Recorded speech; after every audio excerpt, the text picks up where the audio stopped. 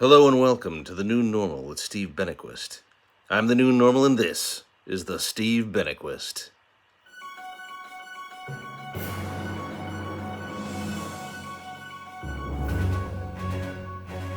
Welcome to episode 105 of the New Normal with Steve Benaquist. That's me and that's me.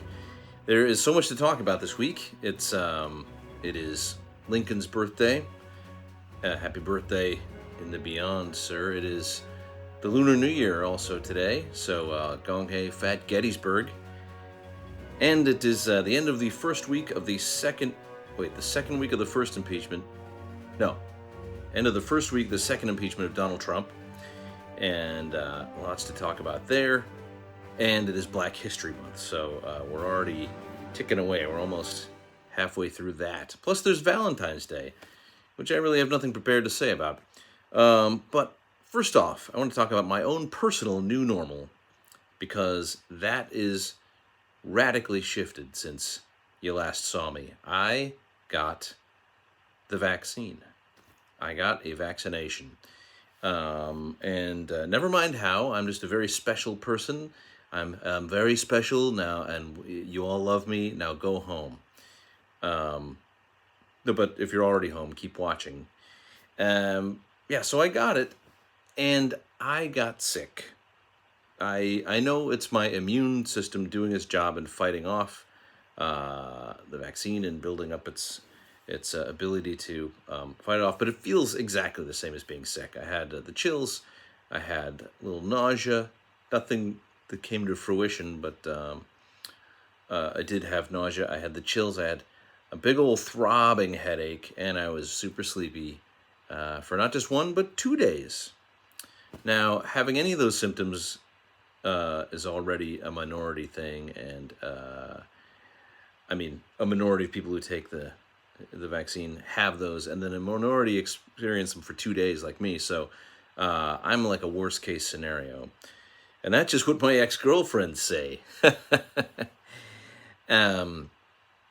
But anyway, until you get the second dose, which is supposed to be even worse. But I think what's important, though, it is crazy to think that this reality we've all been living in for nigh on a year, longer if you come from the Wuhan region of China, which I don't know how many of my viewers do. If you do, please write in. I'd love to know that you're there. And I don't know if there's subtitles in Mandarin or anything. Anyway, so, we've been living in insecurity and fear, and I'm out of it. I drove to Dodger Stadium. I got my COVID bobblehead. I waited for what felt like a really long time. It was only about an hour from arrival to getting out of there. And I'm 2/3 safe, 67%, 60-something percent unlikely to get the worst symptoms. And then once I get another jab in a month, by 2 weeks after that, I will be 95% secure from this disease. And I don't really know how it changes my existence. I'm still going to wear a mask.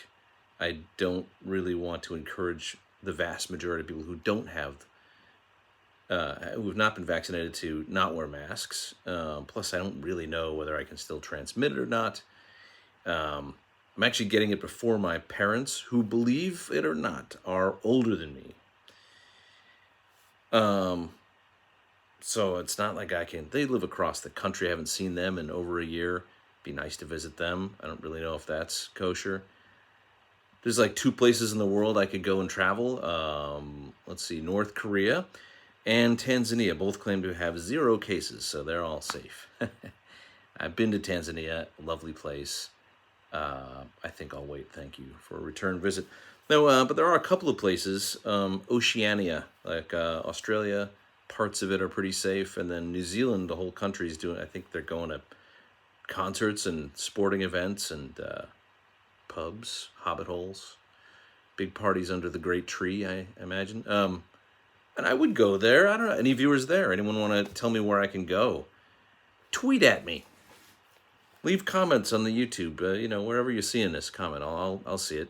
I don't know what to do with this newfound freedom. And the weirdest thing is, it may only they don't know how long the effects last. It could be as little as 3 months, which means this fully takes effect by mid to late March. Mid to late June, I could already need another vaccination. That's when most people under 65 or 75, depending where you live, or who aren't healthcare workers, will just be getting their first round.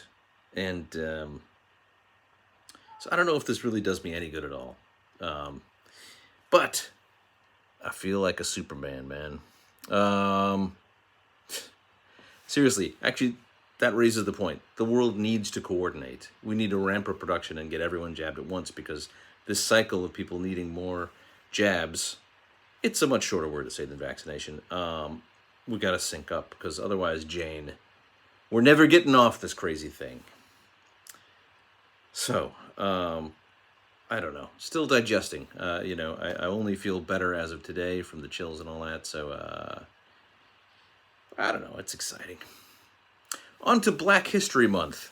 Yes, here we are. And some would say, what did you get me for Black History Month? I say the second impeachment trial of Trump. I got one for Christmas back in 2019, and the thing broke after about a month. So I don't know. Maybe this one will last, but I don't have high hopes because you see, despite the overwhelming evidence, despite the glaring incompetence, it would be amusing. You have to laugh, but of his defense counsel, the fact that it's not an actual legal proceeding means that all that matters is that the jury is already prejudiced. They know how they're going to vote, and even though their own lives are in danger, 17 of those 50 Republicans will not vote to join 50 Democrats to implement what we all know is true and keep this from happening again with Trump or anyone else. Was it Congressman Neguse who said? No, it was Ted Lieu of Hawaii said, I think of Hawaii, I'm not afraid of Trump running again. I'm afraid he'll do it and he'll lose and he'll do this again. Which is these great lines into the wind. People not watching, doesn't matter. Anyway, I'm a little pissed because this takes up part of Black History Month, which is already, as has been observed many times, only 28 days long, shortest month of the year. You're going to take up perhaps up to 13 days of Black History Month with this nonsense, distracting away from great moments in history that can be told. And, geez, you leave the black man trying to make a month out of 15 days, everybody. It's the same old story. Speaking of people not getting their due, the Harriet Tubman $20 bill is finally getting back into the works.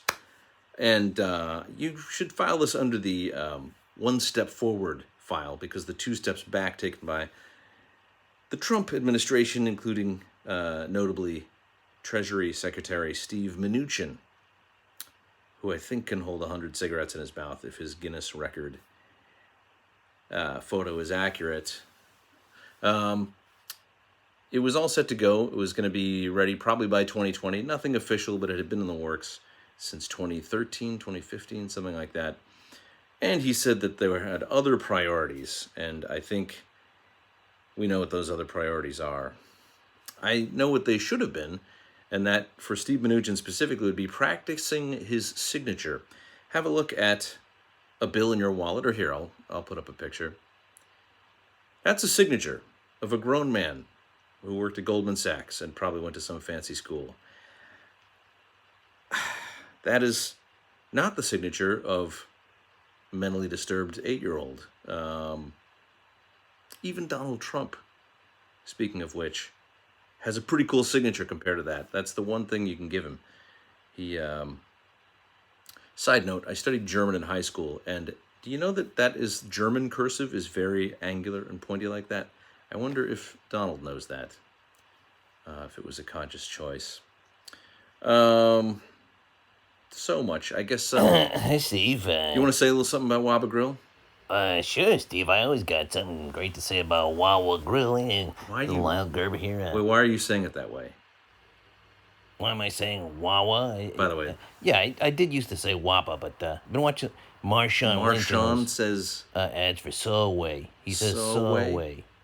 Yeah, the B is out. The B is out. We don't You say can't even Wappa. understand that it's Waba. Oh, sure you can. All right, anyway. Wawa dawa do. That's just about it for this episode of the New Normal with Steve Benaquist. One last thought before we sign off, and that is that the famous publisher of smut, famous gadfly to right-wingers, Larry Flynt, passed away. And I think I speak for a lot of us when I say I'm going to need a big box of tissues tonight. For all the tears, okay? Because he was an outspoken supporter of free speech, and yeah. Anyway, till next time, I'm Steve Benaquist reminding you that if it ain't new, it ain't normal.